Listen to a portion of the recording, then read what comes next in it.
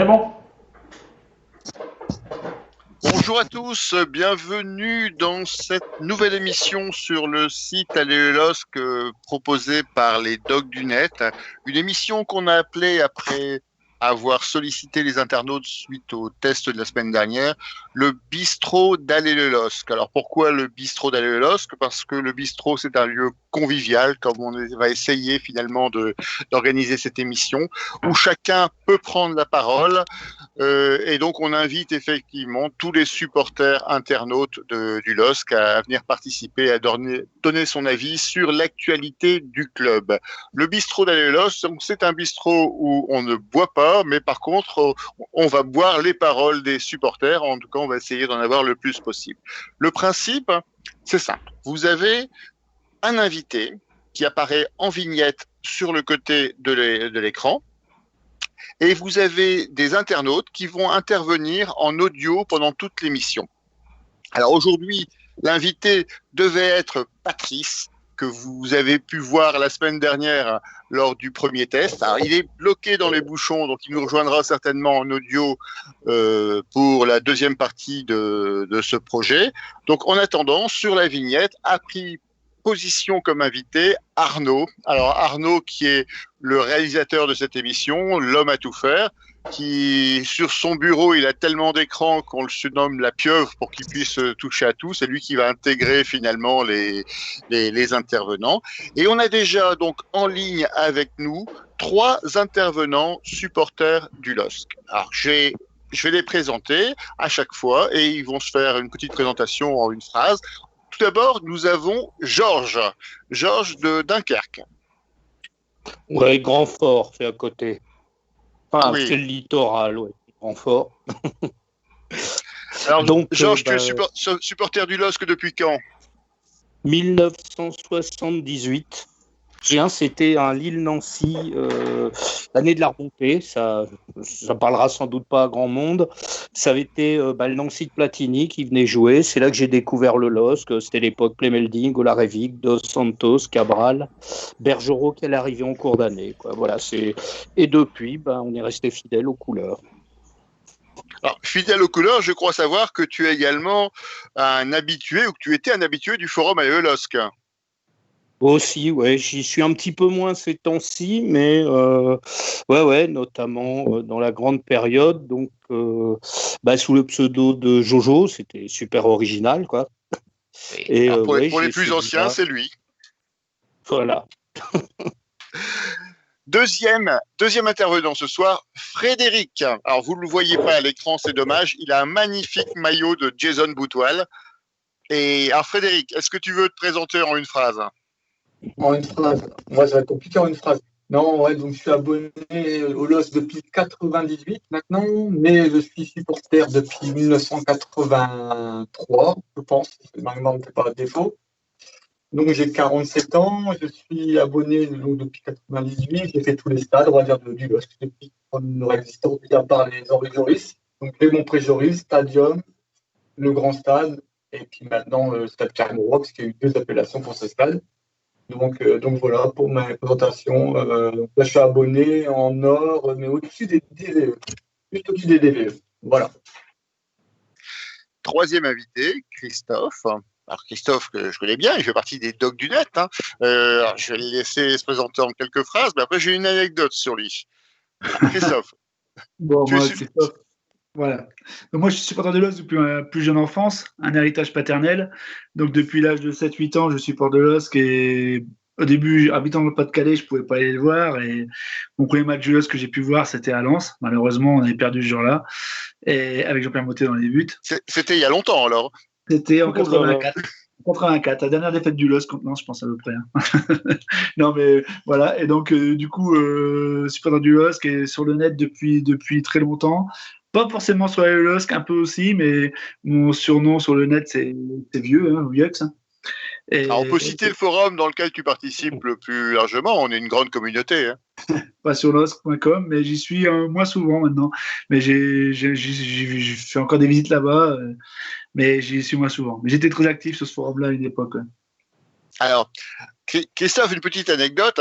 Il fait partie des Docs du Net officiellement. C'est même le premier adhérent cotisant et à ce titre, il a gagné les 2 places pour le match contre Rennes et ça me permet de vous rappeler que les cotisations sont toujours possibles et que chaque cotisant à l'association participera à un tirage au sort pour gagner une place pour un des matchs du championnat, quelle que soit l'affiche, entre guillemets. C'est-à-dire que le premier tiré au sort pourra choisir son match, le deuxième pourra choisir son match parmi les matchs restants, etc., etc., etc. Donc, pour l'instant, la liste commence à se remplir. Donc, si vous voulez participer à ce grand jeu, n'hésitez pas et toutes les informations sont disponibles sur le forum et sur le site Allez le LOSC.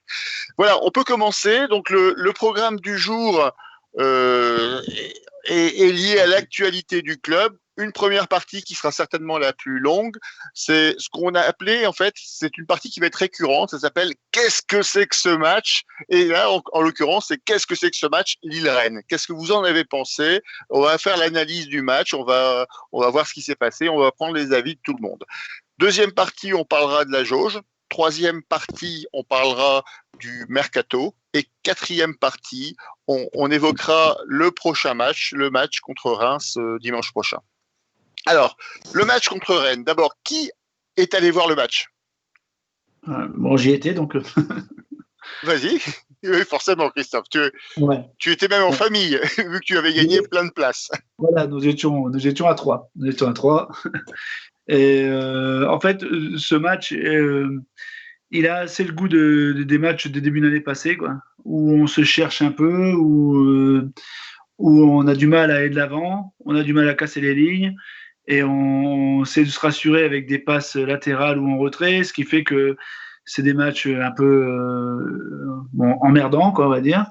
Et ce qui était embêtant, c'est qu'en face, il y avait une équipe de Rennes qui était assez bien préparée et qui nous a vraiment fait du mal assez rapidement. Et en deuxième mi-temps, lorsqu'ils ont fait rentrer Kamavinga, j'espère pas écorcher son nom, on a vraiment été en difficulté parce que avec un milieu qui voyait bien le jeu, qui allait vite de l'avant, notre défense centrale tenait bon, mais sur les ailes, on a pris l'eau. Et je trouve que voilà, on n'est pas encore tout à fait prêt pour cette saison. Et je m'alarme pas parce que je sais que comme l'an passé, ça vient petit à petit, mais voilà, ça se cherche encore un peu. Ce que je trouve assez bizarre avec le fait qu'on n'ait pas changé de milieu de terrain cette année, quoi, qu'on ait quasiment le même milieu de terrain que l'année passée. Je trouve bizarre qu'on se cherche encore comme ça, mais bon, je l'espère pas. Je sais que ça va s'ajuster, quoi. Alors, quand on écoute les commentaires d'après-match, et notamment l'analyse de Christophe Galtier, on entend parler de matchs équilibrés. Alors, quand on regarde les stats, c'est pas évident parce que Lille a la possession de balle, mais ça veut pas dire qu'on a dominé un match, hein, on le sait. Par contre, les tirs sont vraiment au profit de Rennes. On voit que Rennes a beaucoup plus tiré au but que Lille. Lille a fait des tirs cadrés. Le nombre de tirs cadrés, c'est un seul. Alors on va dire un seul tir cadré, un but. Ça veut dire qu'au moins il y a eu de l'efficacité. C'est le côté positif. Mais en tout cas, les commentaires qu'on peut lire sur le net ou qu'on peut voir dans la presse parlent plutôt d'un match équilibré où chacun aurait eu en fait son avantage pendant une partie du match. Frédéric, tu étais aussi présent au match samedi soir? Qu'est-ce que tu en penses, hein? Oui, j'étais là, oui, c'est exactement ça. C'est exactement ça, on a chacun eu sa période en fait. Hein. On a bien démarré le match et ensuite on s'est éteint au fur et à mesure de l'avancement du match.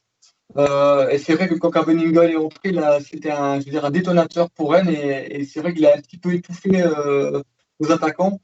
Et le milieu de terrain était un petit peu perdu chez nous et toutes les passes n'arrivaient plus dans les pieds correctement. Et on n'a fait que reculer et on était sur la défensive. Et c'est ça qui est un petit peu dommage par rapport à ce déroulement de match. Hein. On avait bien pris le match par le bon bout dès le début, avec cette faute qui est intervenue très tôt dans le match sur Renildo. Et ensuite, c'est vrai que c'est dommage que Renildo commet une faute quand même incroyable et nous perturbe ensuite.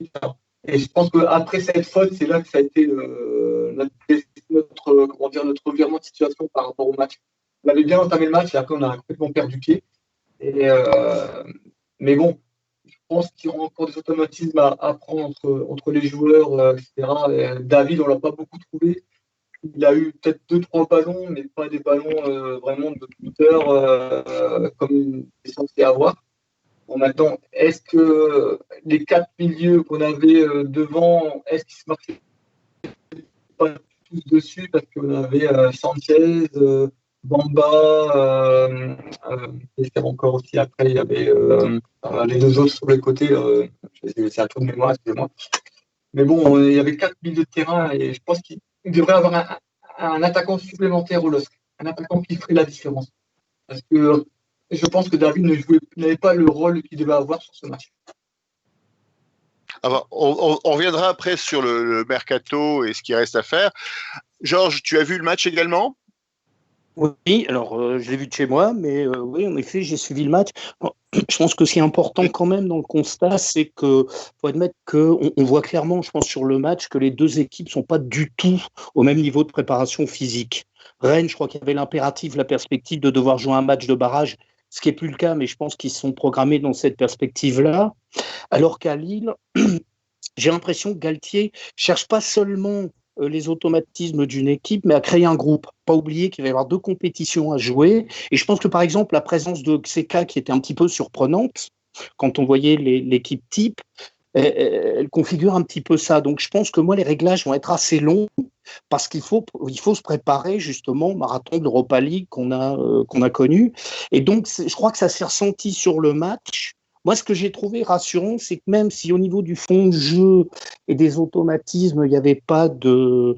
On sentait que c'était pas encore au point, il y a eu quand même des fulgurances individuelles. Hein. Je repense évidemment au but de Bamba, je pense aussi à Rojo, qui a failli finalement décrocher la victoire sur sa frappe qui arrive de nulle part.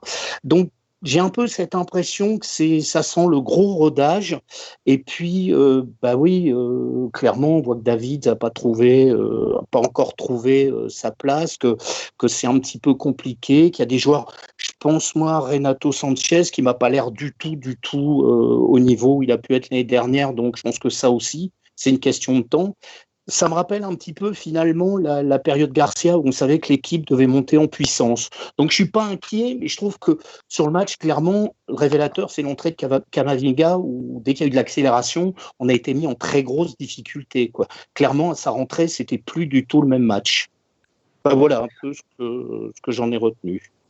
Arnaud, est-ce que tu veux rajouter quelque chose ? Oui, je pense que c'est ça. Hein. En fin de compte, je vais mixer un peu tout ce qui s'est dit.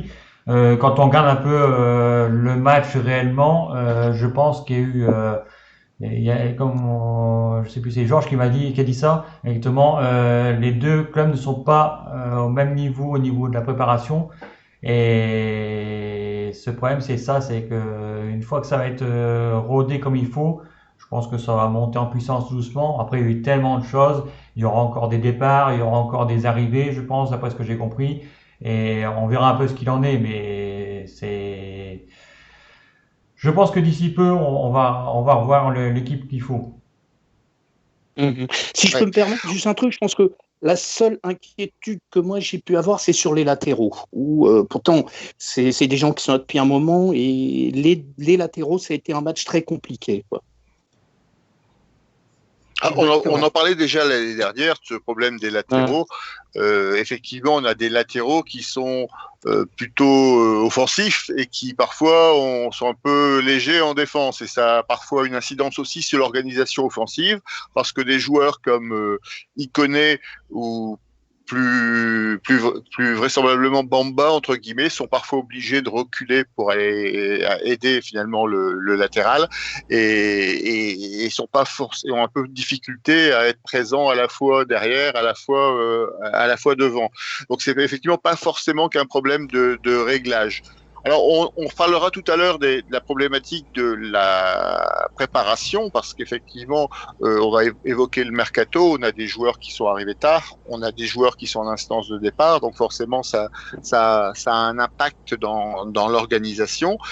C'est vrai que sur ce match, finalement, les différences, elles étaient flagrantes dans le jeu et dans les temps forts, entre guillemets, et on voit bien effectivement qu'il y a eu des clés dans ce match. Alors, il y a eu plusieurs clés. Il y a eu d'abord les 2 expulsions la première expulsion de Boey qui s'est déroulée, je crois, vers la 35e minute et qui a été suivie tout de suite par le but de Jonathan Bamba, qui d'ailleurs, je crois, c'est son premier but depuis pas mal de temps, enfin alors, pour sans être méchant, depuis le confinement, on va dire ça comme ça. Et ensuite, tout de suite après, il y a eu finalement un deuxième carton rouge, celui de Reinildo, qui a rééquilibré les forces. Et ensuite, donc le deuxième temps fort, ça a été l'entrée d'Eduardo Camavinga. Alors d'abord, les cartons rouges, vous qui avez vu le match en direct, contrairement à moi, je n'ai vu que des replays par la suite, est-ce qu'ils sont mérités? Qui veut... Pour moi, Oui, pour moi, tout d'abord, Georges, tu l'as vu à la télévision, donc tu avais plus de visibilité peut-être qu'au stade. Les deux, oui. Vitesse réelle, le premier, René, on le voit pas, mais le ralenti est flagrant. Il y a un jeu très dangereux, c'est le pied dans la gueule. Et puis le second, le tacle n'est pas maîtrisé. Alors, c'est vrai que les puristes vont dire qu'il a d'abord touché le ballon, mais derrière, il emporte tout, quoi. Il aurait pu fracturer le tibia. Donc, je crois que les deux cartons rouges sont logiques, rien à dire. Moi, je suis en or, hein, donc le premier est sous les yeux. Derrière les buts. Vas-y, mais l'autre bout. Vas-y, excuse-moi. Vas-y. Non, vas-y, t'en prie. Non, c'est juste pour dire qu'en or, le premier était évident, parce que la reprise de volée dans la tête, c'est pas autorisé, c'est pas le bon sport. Mais sinon, le deuxième, il est à l'autre bout du terrain, donc on peut rien voir, quoi. Donc, on suit à l'arbitre qui était tout près. Donc, Frédéric, tu as le même avis? Et toi, Arnaud, tu as vu le match aussi? Tu as vu le match aussi à la télévision ou tu faisais la permanence pour aller au LOSC? Oui, non, mais c'est ça. Moi, je pense qu'il y a eu quand même l'histoire de Botman. Botman est excellent pour moi derrière, déjà, d'une part. Mais après, au niveau des cartons rouges, c'est tout à fait logique. Il n'y a rien à dire. C'est une grosse faute du René. Et après, quand on voit un peu ce qui est l'autre faute aussi après de Reinildo, on le voyait pas au direct. Franchement, je l'avais pas vu.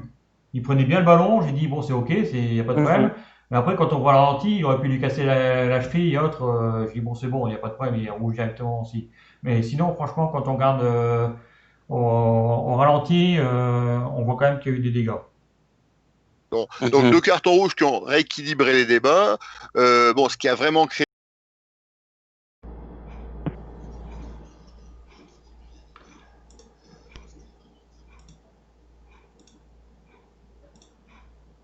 Ah, je pense qu'on a été coupé. Attendez, je vais reprendre tout le monde. Hop, ajouter. Il y a quelque chose qui va pas. Hop. Je pense qu'on a été coupé.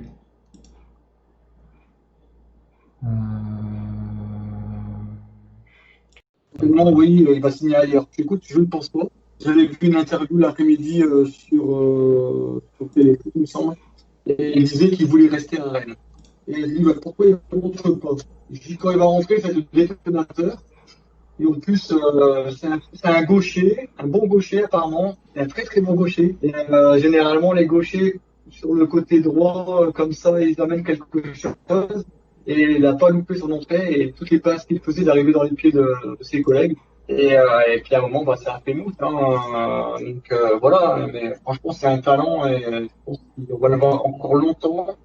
Et puis il va éclater au grand jour aussi du joueur. Hein. Je pense qu'on va pas le voir longtemps à Rennes, surtout, je pense.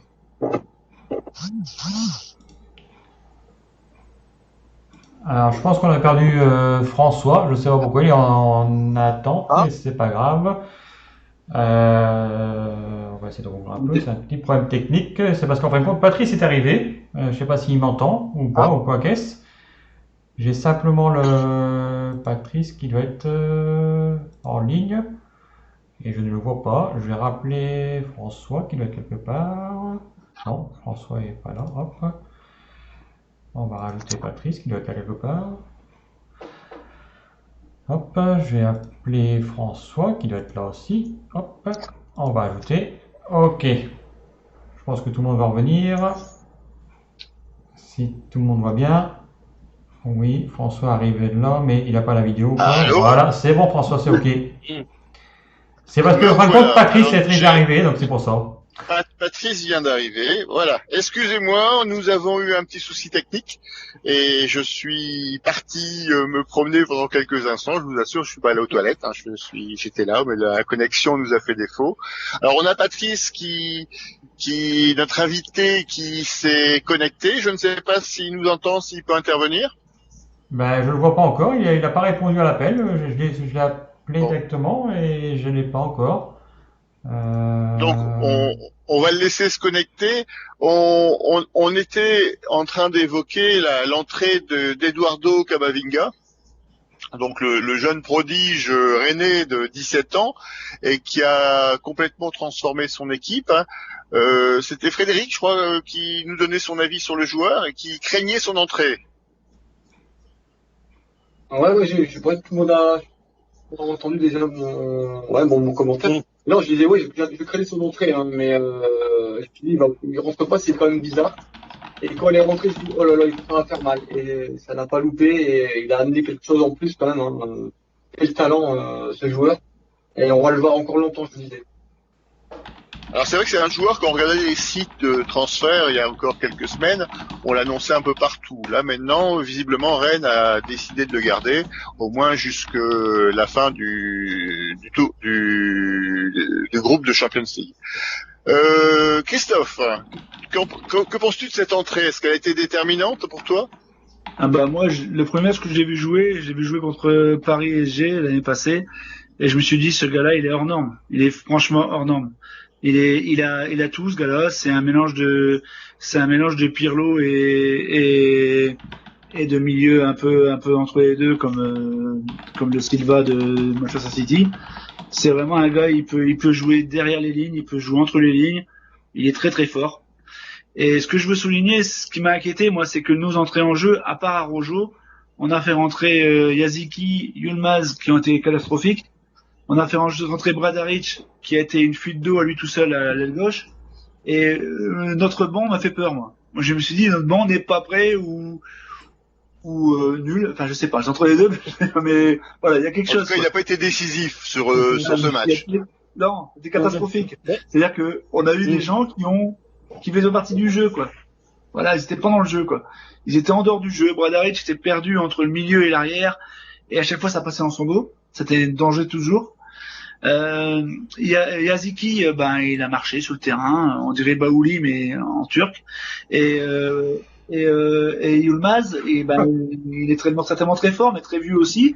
Et je pense qu'il n'est pas encore à son rythme. Quoi. Il va falloir du temps pour qu'il soit à son niveau, quoi.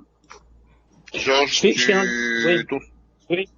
Ouais, moi aussi, je veux dire, parce qu'on parlait des remplaçants, il y en a un qu'on oublie de citer, mais je pense qu'il est rentré justement, et lui aussi, sa rentrée n'a pas été bonne du tout, et je pense qu'il est rentré dans le but d'enrayer l'ouragan Eduardo Camavinga, c'est Soumaré. Et Soumaré, il n'a pas tenu de rythme. Enfin, je veux dire, Camavinga, il n'a pas tenu de rythme. Enfin, je veux dire, il n'a jamais continué à jouer comme ça. Il n'a jamais posé de problème. Les gens qui sont rentrés, c'est vrai. Les gens qui sont dire clairement que le banc n'a pas été super à la hauteur. Et donc, pour en revenir à Camavinga, oui, là, à part Araujo, oui. Ouais. Araujo, c'est le quart de luxe. Il a été à son niveau. C'est lui qui peut finalement gagner le match sur son geste. En effet, il y a Araujo, mais Soumaré, il a complètement surnagé. Camavinga, je l'ai dit en voyant rentrer Soumaré, peut-être que c'est la solution. Peut-être que c'est la solution, c'est la clé justement pour calmer le cas. Camavinga est pas du tout quoi. Je me souviens que sur le site d'Alelolos, on avait un supporter rennais qui venait régulièrement, qui nous parlait de ses joueurs. Vous avez expliqué une fois, vous avez expliqué une fois un hasard dans chaque pied. Enfin voilà. Je me dis le type aujourd'hui, il doit être complètement fulgurant parce que pour une fois, Rennes tient vraiment là un joueur d'exception. Là pour le coup, c'est la première fois un joueur hors norme qui a vraiment un joueur hors norme va rentrer dans la vie dans le quota des plus grands en effet. Il y a du Pirlo, il y a du Pirlo, il y a même des fois les numéros de l'échelle ancienne, un petit Pierre chez nous, un véloce, il y a technique, Vif, Véloce, et savoir qu'il est français, c'est rassurant. Et savoir qu'il est français, c'est rassurant pour l'avenir. Et je le rappelle, il n'a que 17 ans. C'est incroyable. Alors, vous le voyez, il vient d'arriver, hein, Patrice, notre invité. Donc, il était déjà là pour le test la semaine dernière et il avait essuyé les plâtres. Donc là, il est revenu vérifier si les plâtres sont bien secs. Alors, je suis arrivé en retard. Je suis désolé. Je suis arrivé en retard. C'est pas grave, on a essayé d'improviser, de s'organiser. Alors, Patrice, supporter du LOSC lui aussi depuis très très longtemps. Pourquoi inviter? Vous le connaissez tous, vous connaissez tous son œuvre. Notamment, c'est lui qui nous a accompagnés pendant toutes les années au stadium avec la chanson d'entrée des joueurs LOSC Attitude. Je l'ai toujours, ça fait toujours son effet, le petit CD. Alors, il est supporter depuis longtemps, et depuis des années, ça fait des années qu'il n'est jamais loin du LOSC, et il a vu le match aussi. Je pense que tu étais au stade, Patrice. Ouais, j'étais au stade, ouais, c'était pas mal. Moi, j'ai bien aimé. En fait, ce que j'ai aimé, parce que je vous ai pas entendu avant, j'imagine que vous avez dit plein de trucs sympas ou pas. Donc, bonjour les camarades, au passage. Mais ouais, moi, ce que j'ai bien aimé déjà, tu sais quoi? C'est con, hein, mais c'est retrouver un stade. Voilà. En fait, ce que j'ai bien aimé, c'est rentrer dans un stade, ah là là, et puis voir la pelouse, les trucs. Voilà, c'était génial. Bon, maintenant, après le match c'était c'est un match de reprise, quoi. Voilà, entre deux équipes européennes. On sent que quand ça va jouer des deux côtés, ça va faire mal, je pense. Rennes a une très très belle équipe, je trouve, très équilibrée.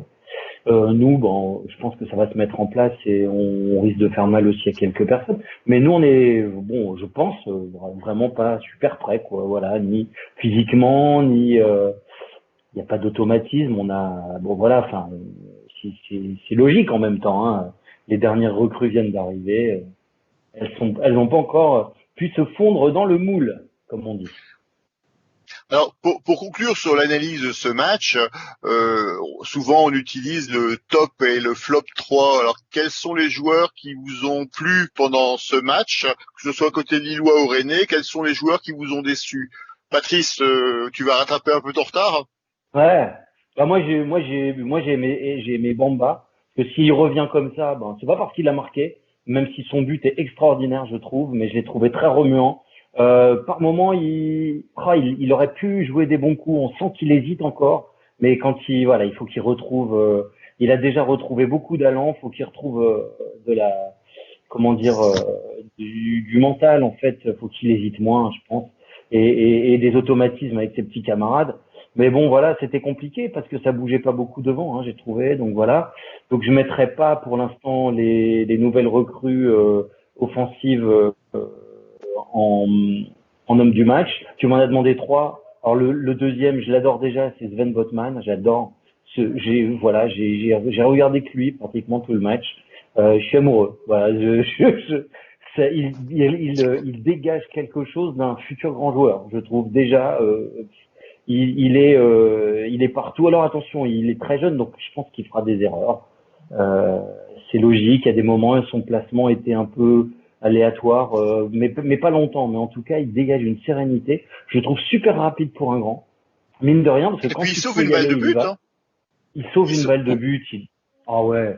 Et puis ses tacles. Voilà. Bravo. Merci Sven. Très belle recrue. Et le troisième, je dirais, le troisième. J'ai pas de troisième. Écoute, même pas du côté de Rennes. Ah si, ouais, non, mais je pensais que tu parlais du LOSC.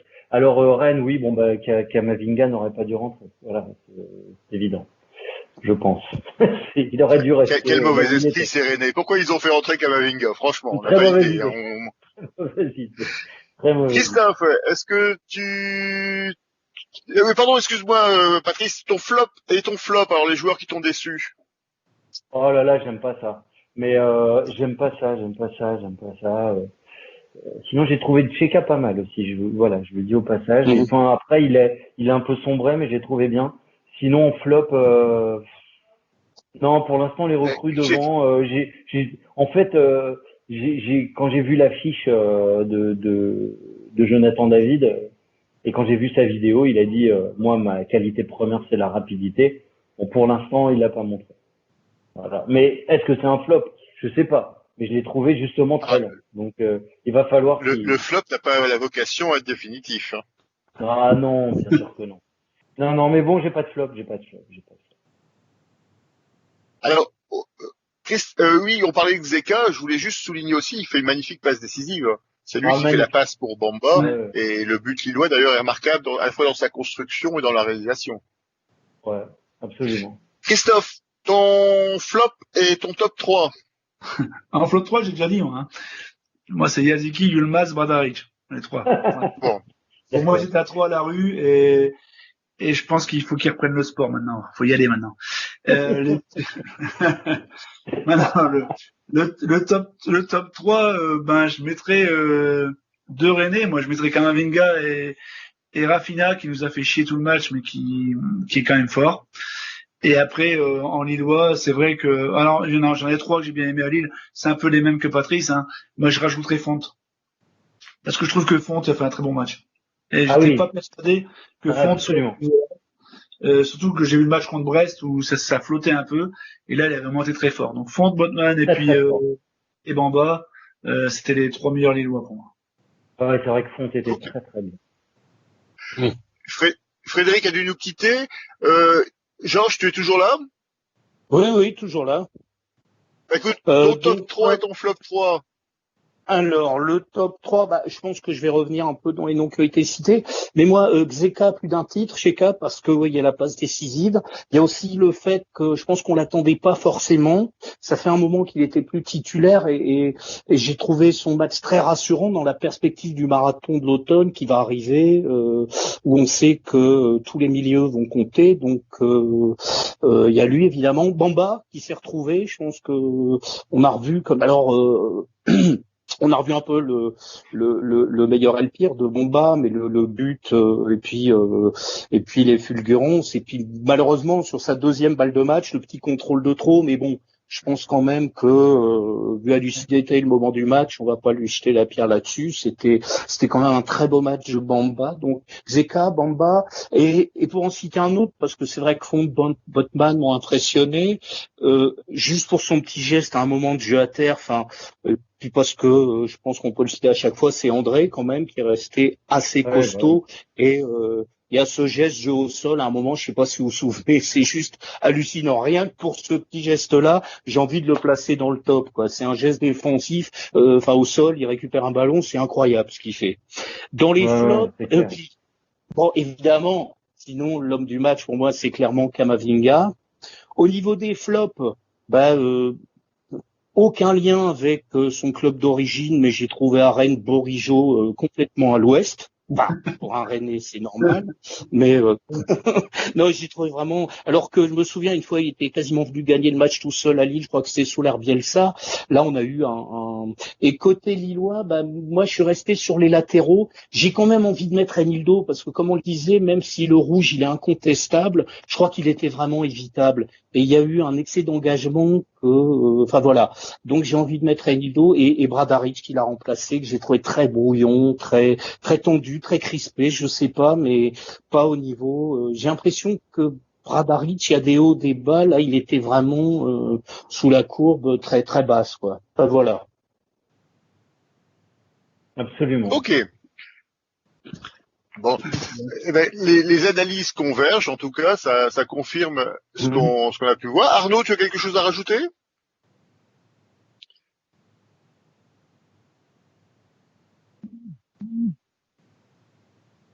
Ouais.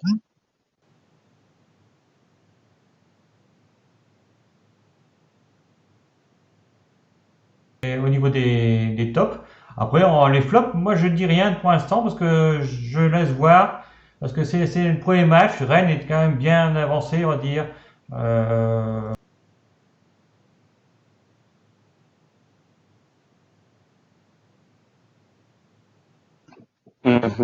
Alors, parce que c'est vrai que, excuse-moi, c'est vrai que Rennes, il a raison. Rennes est bien avancé. Et si je me trompe pas, ils s'étaient préparés plus tôt pour, je pense, un tour qualificatif pour la Champions League, un barrage.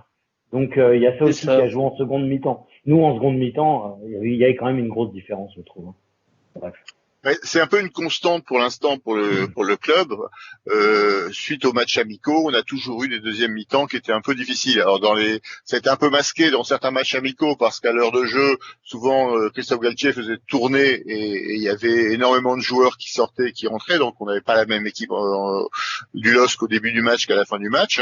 Donc ça masquait un peu les choses, mais c'est vrai que physiquement c'est un peu compliqué. D'ailleurs, il justifiait le fait de ne pas faire jouer Jonathan David et Imaz ensemble parce que les deux n'avaient pas eu 1 heure et demie de match dans les jambes, entre guillemets.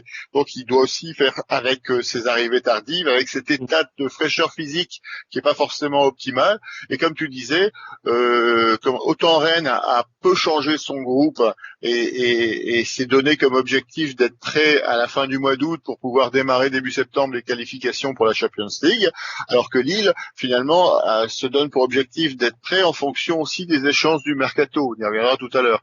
Et c'est vrai que le mercato, avec cette période Covid, se fait de plus en plus tardivement et que tout se décante ou tout n'est pas encore décanté. Que ça, c'est à mon avis, en tout cas, ça va être le vrai problème du LOSC en ce début de saison. Mais on y reviendra tout à l'heure quand on évoquera le mercato. Deuxième partie de l'émission. Oui. Non, je voulais juste rebondir un petit peu là-dessus et dire, je pense que vraiment au niveau de la préparation, on sait ce que va être le marathon de l'automne avec l'Europa League. Je pense que Galtier, il a besoin de 17-18 titulaires au moins, quoi. Donc, je pense aussi que dans ces automatismes, il va falloir aussi intégrer cette rotation et j'en viens à Xeka, mais à d'autres, je pense vraiment que on va avoir besoin de beaucoup de monde, quoi. C'est une bonne nouvelle, ça veut dire, je pense qu'ils vont la jouer à fond, quoi. On a assez souvent reproché au club de pas jouer l'Europa League. Donc là, je pense que c'est plutôt rassurant de savoir que on se focalise quand même sur la période d'automne, quoi. Enfin, ils vont pas la jouer à fond, ils vont la gagner, hein. Ils vont la gagner. Oui. Pour la gagner, il faut la jouer à fond. C'est ça. On en parlera dans une autre émission. Pour passer sur la deuxième partie, les histoires de jauge. Comment avez-vous trouvé l'ambiance à 5000 personnes au stade? Enfin, 5000 personnes au total, c'est-à-dire qu'il y avait 3500 supporters, le reste des places étant dédiées aux stadiers, aux techniciens, aux invités, aux joueurs. Alors, comment avez-vous trouvé l'ambiance? Est-ce que c'était mort ou est-ce qu'il y avait quand même des efforts de la part des supporters? Qui veut prendre la parole? Moi, j'ai trouvé pas mal pour 5000. Hein. Enfin, moi, j'ai gueulé comme un malade et j'ai trouvé ça pas mal. Voilà. Moi, j'ai crié. Ouais, j'étais là pour ça, hein. Voilà, j'ai crié pour 4, donc voilà. Il fallait si on voulait, même pour 5 ou 6, si on voulait remplir le stade. Ah, j'ai pu faire que 4, hein, désolé. Bon, prochaine fois, je ferai 5 ou 6. Christophe, toi aussi, t'étais au stade, comment tu as trouvé l'ambiance, hein? Non, franchement, ça allait. J'étais à Lille-Brest, avec toi d'ailleurs. On s'est endormi, hein, je pense. À un moment donné, c'était monacal. Là, franchement, ça. D'ailleurs, je m'étais pas réveillé, c'est pour ça que j'ai raté Lille-Rennes. Hein, Voilà. C'était vraiment très triste. Là, franchement, on a retrouvé la compétition, on a retrouvé une ambiance plus de compétition, et avec le COP, les DVE qui ont bien enclenché les champs. Derrière, ça a bien suivi. On a eu un coup de mou comme l'équipe vers 60-70e minute où il y a eu un coup de mou pendant 10 minutes, ça ne sortait plus trop. Puis je sais pas si c'est l'entrée d'Arojo ou quoi, ça a rechanté un peu vers la fin et franchement c'était pas trop mal pour une ambiance 5000. Enfin, ça nous rappelle Grimont-Préjoris quoi. Déjà 3000 ou 4000, hein, c'est Grimont-Préjoris quoi. Dans les pires années. Donc non, mais franchement c'était pas trop mal. Ça c'était quand même. Il manquait que le but de Kourichi. Hein. Il manquait que le but de Kourichi pour être dans l'ambiance. Les souvenirs. Et justement, Georges, toi qui regardais le match à la télévision, de la télé, ça donnait quoi l'ambiance, hein? Il y avait de l'ambiance. Et ce qui est très sympa, vu d'un câble à la télé, c'est que d'une part, il y avait un stade qui chantait, il y avait un stade festif vraiment, et ce que j'ai remarqué aussi, parce que c'est le reproche qui a été fait à d'autres publics, un respect en tout cas des règles, donc comme quoi c'est tout à fait compatible.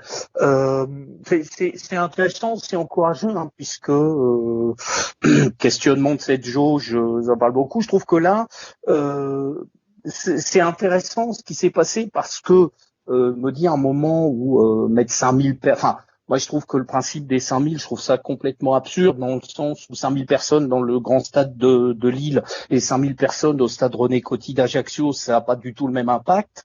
Je pense que ça peut, en tout cas si la Ligue réfléchit un peu là-dessus, l'idée de dire que peut-être, pourquoi pas, on pourrait remplir un peu plus le stade, quoi.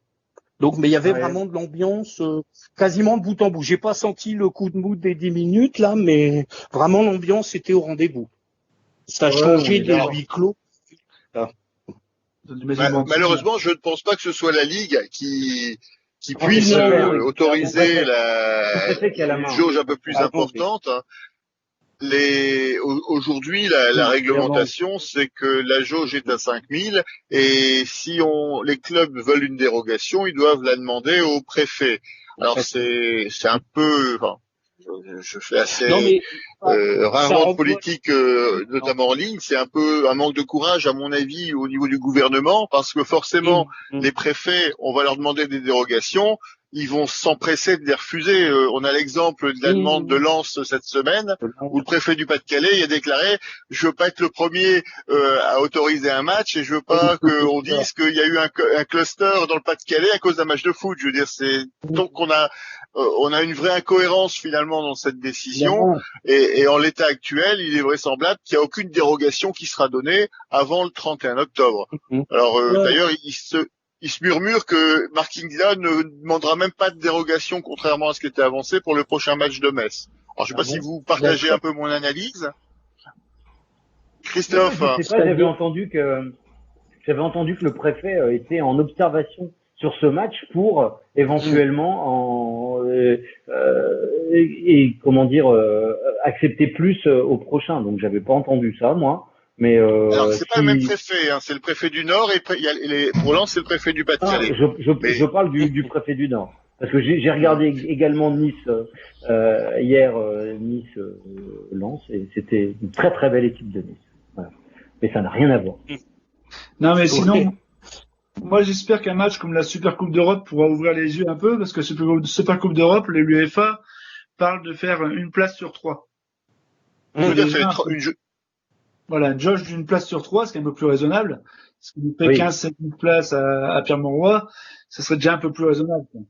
Non, mais c'est cohérent. Encore une fois. Enfin, je veux dire, 5000 personnes au stade Tribu, c'est dangereux puisque ça remplit le stade quasiment complètement. 5000 personnes à Mauroy, c'est rien du tout, quoi. Je pense que le raisonnement devait plus se faire en taux de remplissage qu'en nombre de personnes. Absolument. Je suis d'accord. Voilà. Donc, je crois que les pas prennent la main, c'est pas mal parce que ça pourrait peut-être influencer un peu les décisions à prendre, quoi. Ouais. Je pense que le problème, c'est que tout le monde est d'accord sur le principe qu'une jauge de 5000 places dans un stade de 50 000, c'est une stupidité sans nom. Mais c'est vrai que dans l'organisation actuelle, je vois pas une seule dérogation, quelqu'un prendre la décision d'accorder une dérogation, connaissant le risque effectivement que ça se déclenche en Covid. Il faut voir simplement ce qui s'est passé par exemple avec le Puy du Fou où ils ont obtenu une dérogation et de voir l'orage, la tempête médiatique qu'il y a eu suite à ça. Alors parce que ça a peut-être été mal expliqué, hein, j'en sais rien. Je connais pas exactement les tenants et les aboutissants de ce qui s'est passé au Puy du Fou, mais tout a été finalement dénoncé comme une tentative de corruption politique ou de copinage politique, et alors que finalement ils avaient peut-être un projet qui justifiait la possibilité de bénéficier d'une dérogation. Donc j'en sais rien. En tout cas, ce qui est sûr, c'est que c'est très difficile pour un préfet aujourd'hui, en l'état de ce qui se passe, de donner son accord pour ça. C'est peut-être au club justement de présenter un projet qui est viable par rapport à ça. Il y a aussi ça, parce que je sais qu'il y a des foires les foires étaient interdites, elles recommencent, les foires en plein air, des choses comme ça. Et il y a même une très très très très grosse foire qui est acceptée à Caen, la foire de Caen, où il y a une autorisation pour 100 000 personnes sur une semaine, hein, bien entendu. C'est pas plus de 3 000 personnes en même temps sur le site. Mais je me suis renseigné un peu dessus, parce que j'étais un petit peu étonné qu'il y ait eu cette autorisation, et en fait les gars ont réellement travaillé, ils ont voilà, ils ont présenté un plan très structuré et le préfet a dit oui. Donc les préfets peut-être diront oui, je sais pas.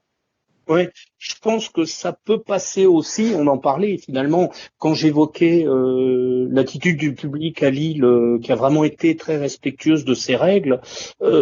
C'est vrai que je pensais plus à la Ligue à ce niveau-là, se dire aussi établir une espèce de regard de ce qui se passe dans les stades.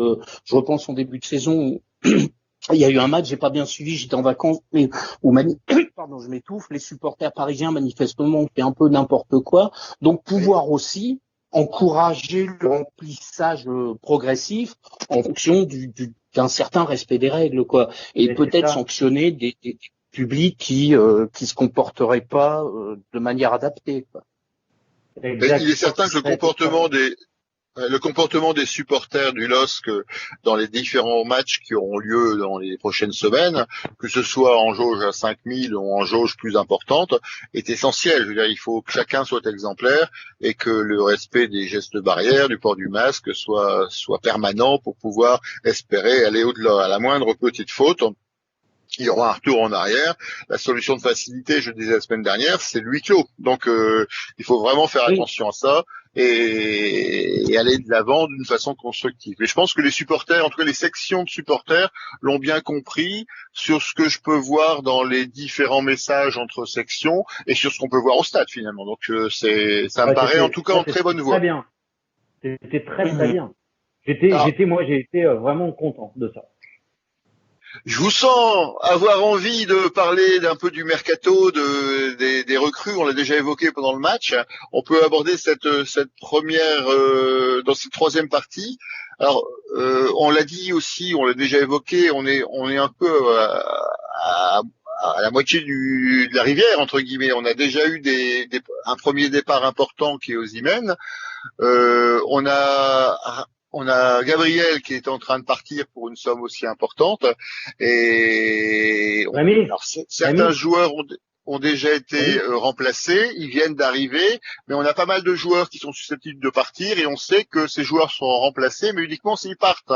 Donc aujourd'hui, on a un groupe qui est là à l'instant T, mais qui est certainement pas celui qu'on aura début octobre à la fin du mercato, qui est très tardif cette année. Est-ce que c'est aujourd'hui, est-ce que les recrues, on l'évoquait pendant le résumé du match, ont valorisé l'effectif? Pas encore, mais est-ce que vous êtes confiant en fait en ce mercato avec ce qui se passe? Alors, qui veut commencer? Patrice, peut-être? Ouais, il y a aussi Rémi qui est parti et oui, que tu n'as pas cité et qui est pour moi qui était un joueur essentiel parce que je suis bassement matériel, je ne vois que les rentrées d'argent, c'est pour ça. D'accord, c'est vrai. Et c'est vrai qu'il n'a pas rapporté grand chose quand il est parti. Mais c'est vrai. Mais toujours est-il que le front de l'attaque tout en haut, il est à reconstruire. Et donc moi j'oserais dire que je suis confiant dans le sens où je pense que les recruteurs du LOSC savent quand même ce qu'ils font. Ils le prouvent déjà depuis un petit bout de temps, en tout cas depuis au moins 2 ans. Et Campos, c'est ce qu'il fait, je pense. Ça ne veut pas dire qu'il ne se trompera pas, ça ne veut pas dire qu'il ne s'est pas déjà trompé, mais je pense que voilà, il faut un petit peu de temps. Les 2 attaquants de pointe qui arrivent, surtout que Galtier a très envie de jouer en 4-4-2, on le ressent bien. On ressent bien ça qu'il a envie de faire. Donc, pour l'instant, il y a tout à faire. Donc, est-ce qu'on peut réellement porter un jugement aujourd'hui? Je pense que c'est strictement impossible. Par contre, derrière, le remplacement de Gabriel que moi j'adorais par Sven Botman, il est possible qu'on ait pas mal. Voilà. Il est possible qu'on ait pas mal, mais pour le reste. Mais moi, en fait, ce que j'ai, parce qu'on parle du mercato là, mais je trouve aussi que peut-être il y a des joueurs lillois qui savent pas encore où ils vont aller là, et que ça peut jouer sur les matchs. C'est-à-dire, il y a j'ai vu des joueurs, je sais pas s'ils sont pas concernés, si quelqu'un comme Zekic Selic, quand même, je sais pas, je le trouve étonnant. Un petit peu moins guerrier, un petit peu moins concerné. Peut-être je me trompe, peut-être c'est pas ça. Peut-être c'est un peu de méforme comme les autres, mais il se dit qu'il n'est plus vraiment là. Il se dit que Maignan n'est plus vraiment là non plus, que ça discute sur Iconé. Tout ça, c'est compliqué quand on est jeune. Quand on est jeune, les agents discutent, etc. Je sais pas ce que vous en pensez, mais tout ça, c'est pas. Je trouve que le mercato est trop long. Voilà, je le dis, beaucoup trop long. Qu'est-ce que tu en penses, Georges? Bah, moi j'ai la nostalgie du mercato où tout s'arrêtait à la première journée de championnat, donc ça rajeunira personne non plus. Mais là, oui, c'est vrai qu'aujourd'hui, il y a cet aspect-là qu'on n'a pas abordé aussi dans la préparation, parce que c'est préparer les joueurs dans les matchs à venir, mais c'est aussi se préparer avec des joueurs dont l'avenir est flou et peut-être souvent ailleurs, quoi. Donc je sais pas combien vont s'en aller. C'est vrai que pour le cas du match Selic, moi j'ai trouvé qu'il y a eu deux mi-temps et Selic qui a fait une première qui était pas mal du tout et dans la deuxième il a complètement disparu. Mais ouais, je crois que c'est ça. Actuellement, alors les joueurs qui arrivent, il y a Botman qui amène pas mal de promesses, je pense. David, c'est à voir. C'est vrai que moi je l'avais trouvé pas mal contre Brest. Là, il a beaucoup couru. Il était peut-être pas non plus dans le match idéal pour se lancer, quoi, avec des adversaires qui étaient beaucoup plus frais que ses coéquipiers. Et je voudrais revenir sur le Turc. Donc c'est Yilmaz, c'est ça. Hein, Ouais. Anecdote intéressante, je vais en parler parce que mon fils vient de vivre un an à Istanbul dans le cadre de ses études et il a beaucoup suivi le Beşiktaş. Et à propos d'Yilmaz, il y a une particularité, ce qu'il dit, c'est que c'est quand même le joueur qui a commis le sacrilège de porter les 3 différents maillots d'Istanbul. Et ce qui est inconcevable. Après, je veux dire, c'est pire qu'un Lillois qui va à Lens ou vice versa, quoi. Et à chaque fois, il a surtourné les publics, quoi. Et dans la mentalité, dans le jeu. Donc je dis qu'il peut peut-être apporter quelque chose, et notamment aussi au niveau du vestiaire et au niveau de l'assise d'un cadre. Donc voilà, je pense qu'après, en tout cas pour les 3 qui sont arrivés, Botman, c'est très encourageant, et les 2 autres, ouais, il est trop tôt pour pouvoir porter un jugement, quoi. Il y a des promesses, mais en espérant qu'elles restent pas lettre morte, quoi. Qu'en penses-tu, Christophe? Moi, je trouve que le mercato, il est très très compliqué, quoi. On a déjà un tiers du club qui est parti à Moucron. Donc c'était quand même pas évident non plus à vivre pour le club, je pense, même pour les groupes de joueurs. Je pense à un gars comme Dabila qui est prêté, qui revient, on sait pas s'il va rester, il repart à Moucron. Voilà, comme disait Patrice aussi, et Georges, c'est pas évident pour ces joueurs de se situer en ce moment. Le problème le plus épineux pour moi, c'est Maignan, parce que gardien, tu dois avoir la confiance absolue. Et quand il y a un gardien qui sait pas s'il va partir ou il vient pas, pour moi, c'est super compliqué. Enfin, lui, c'est vraiment compliqué. Après, on voit aussi sur des gens comme Iconé qui a été placé attaquant. Pour moi, c'est vraiment pas sa place en 4-4-2 parce que il est pas assez dur pour jouer à ce niveau-là. Et donc voilà, au niveau mercato, ça crée des troubles comme ça. Par rapport aux recrues, comme je disais tout à l'heure, David et Yilmaz, pour moi, ils sont pas encore là. Ils vont arriver, mais ils sont pas encore là. Ils sont vraiment, Yilmaz, on l'a vu vraiment à côté de ses pompes. Un mec de 35 ans, il doit avoir du jeu, du métier, et là, il a vraiment fait des choses qui me font dire que physiquement, il est pas prêt. Par exemple, courir à côté de l'arrière qui va avoir le ballon, là, tu fais tout sauf ça, quoi. Tu vas le gêner, tu l'emmerdes, voilà, mais bon, je pense que c'est juste qu'il est physiquement pas là. David, je pense que c'est la même chose. Je pense qu'il est pas encore prêt, il a pas encore les automatismes. On dit tout à l'heure, il y a Botman qui est là. Et après, dans les recrues qu'on a au niveau équipe première, j'en vois pas trop d'autres. J'ai raté des choses, mais je pense qu'on a surtout recruté des jeunes qui sont là pour l'équipe de Moucron ou l'équipe B ou un autre prêt.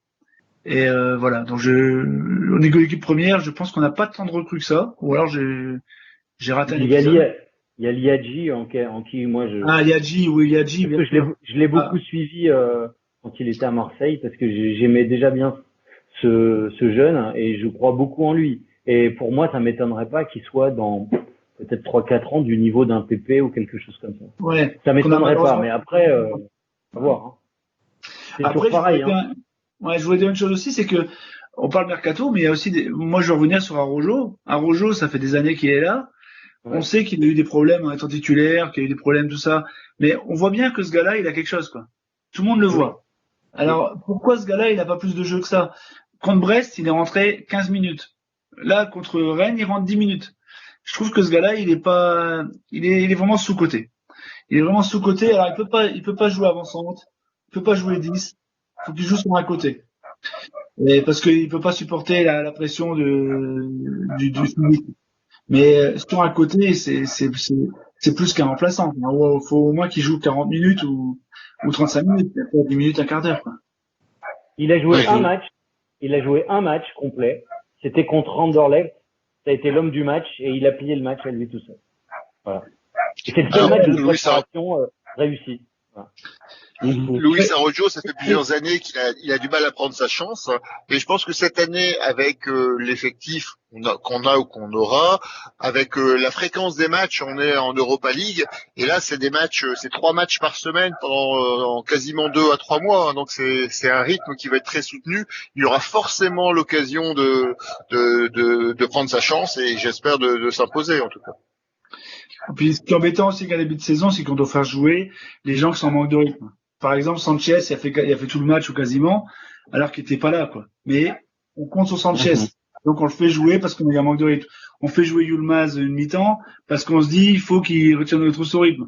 Donc ça, c'est embêtant parce que c'est frustrant pour les supporters. On se dit, mais merde, qu'est-ce qu'ils foutent? Il y a meilleur sur le banc. Et c'est vrai qu'on doit les faire jouer, ces gens-là, parce qu'on sait, on a misé sur eux, donc c'est eux qui doivent jouer, quoi.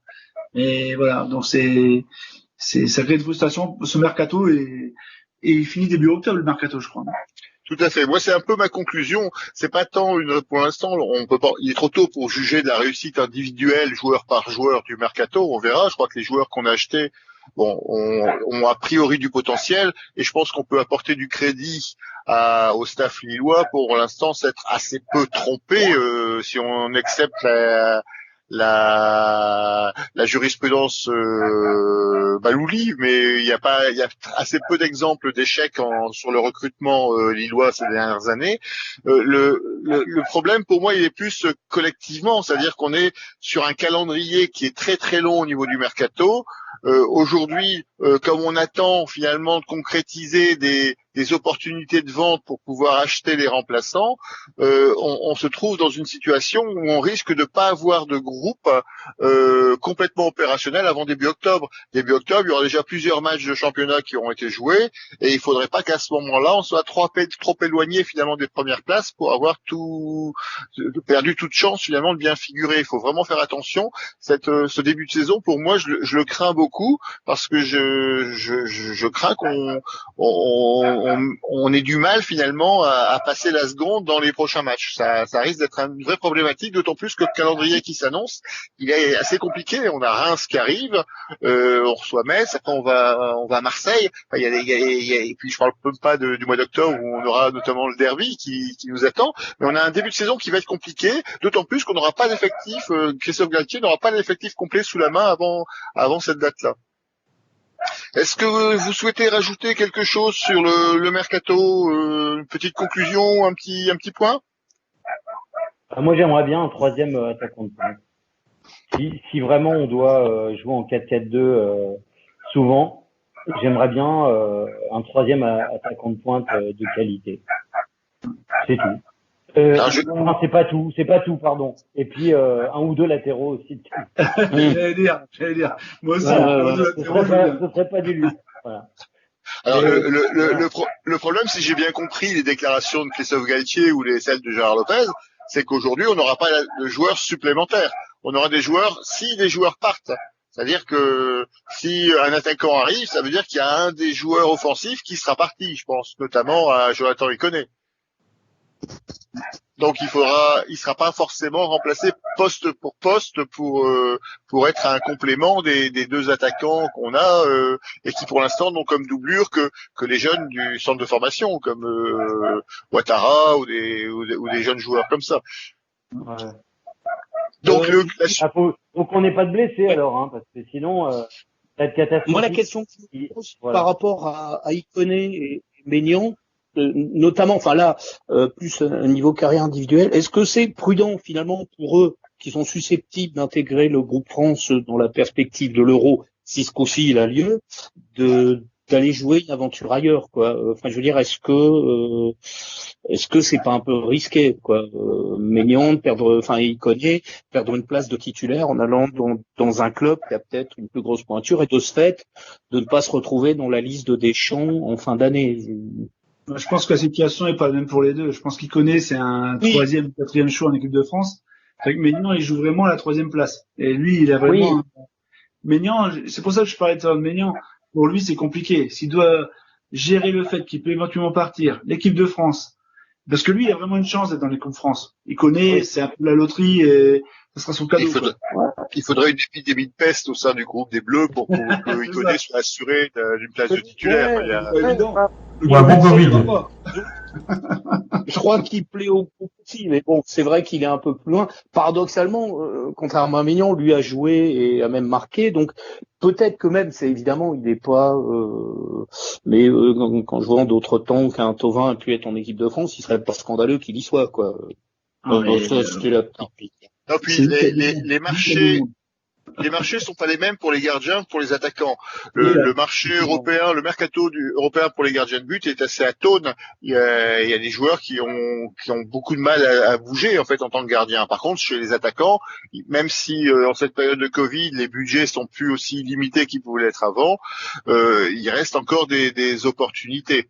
Après, c'est vrai que sportivement, ils ont tout à fait les raisons de rester une saison complémentaire par au LOSC, s'ils veulent pas rater le championnat d'Europe.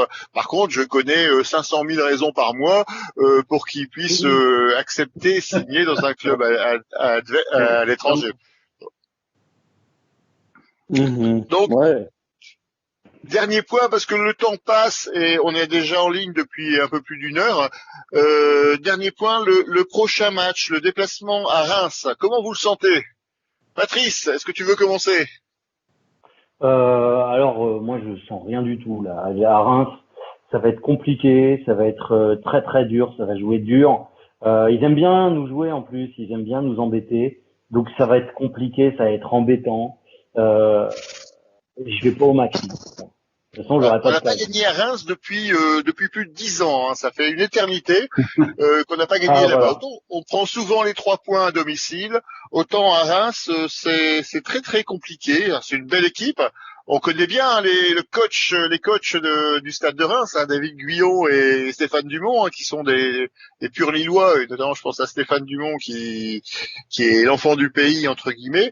C'est une équipe qui est plutôt sympathique, hein, qui généralement produit du jeu, qui a bien commencé sa saison. Hein. Ils ont fait 2 partout à Monaco. C'est plutôt un bon résultat, même si quand on regarde le résumé, on s'aperçoit que les 2 buts de Reims sont un peu des buts de PlayStation, hein, où en fait l'attaquant il part tout seul et il tire de loin et il loge dans le coin du but. Donc ça veut dire que la défense de Monaco était pas exceptionnelle, mais c'est quand même un bon résultat à Monaco. Alors je sais pas ce que vous en pensez, Christophe. Bah moi c'est un peu ça, c'est que Reims il ne réussit pas. Déjà voilà, donc c'est traditionnel. En plus, souvent on fait des mauvais matchs là-bas. Je me rappelle une fois on avait accroché un nul tout juste, mais voilà, c'était, le problème de Reims, c'est que Reims prépare sa Coupe d'Europe aussi, donc il sera à peu près comme nous, ils ont gagné au tirage. Ah, c'est vrai qu'ils sont en Coupe d'Europe, j'avais oublié. Voilà, ils ont gagné au tirage, donc ils vont se préparer aussi. Donc c'est un problème pour eux parce qu'ils vont chercher un peu au niveau préparation. Ça peut être une chance pour nous. Le match à Monaco, j'ai pas vu le match, j'ai vu les stats et j'ai vu un peu le résumé. Je me suis dit, en gros, ils ont 3 occasions dans 2 buts, j'ai bien vu, et Monaco a 14 occasions, 7 tirs cadrés, et ils font 2-2. Donc, c'est le Reims de l'an passé qui retire des buts. Donc, un Reims assez efficace, assez solide en défense, parce que quand on a 14 occasions sur son but, c'est quand même, bon, on a subi, mais on n'a pris que 2 buts. Et donc, par rapport au match que j'ai vu là de Lille, je pense qu'il va falloir qu'on trouve une solution.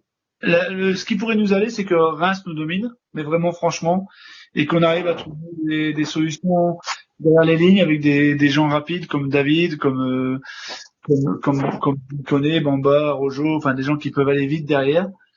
Mais voilà, je le sens moyennement. Je dirais aussi, malheureusement, si on sautait avec un deuxième nul, je serais assez content, quoi. Georges, qu'en penses-tu? Moi, j'avais une petite question. Est-ce que Reims a un match de barrage à jouer en Coupe d'Europe? Non. Non, ils sont qualifiés directement pour les poules. Non, pas du tout. Ils doivent jouer un barrage. Tout à fait. Il y a un tour préliminaire. Voilà. Ah, ils ont un tour? Il y a un tour préliminaire, voire deux. Voilà. Donc, il y en a ce qui m'inquiète un petit peu à l'instar de Rennes, c'est qu'ils sont peut-être pas au même niveau de préparation physique que nous. Cela dit, maintenant, je veux dire, les précédentes confrontations avec Reims, on les voyait tellement bien et ça s'est mal passé que ce coup-ci, finalement, on le voit très mal et que je me dis pourquoi pas, finalement, 1-0 au terme d'un match dégueulasse sur un exploit individuel.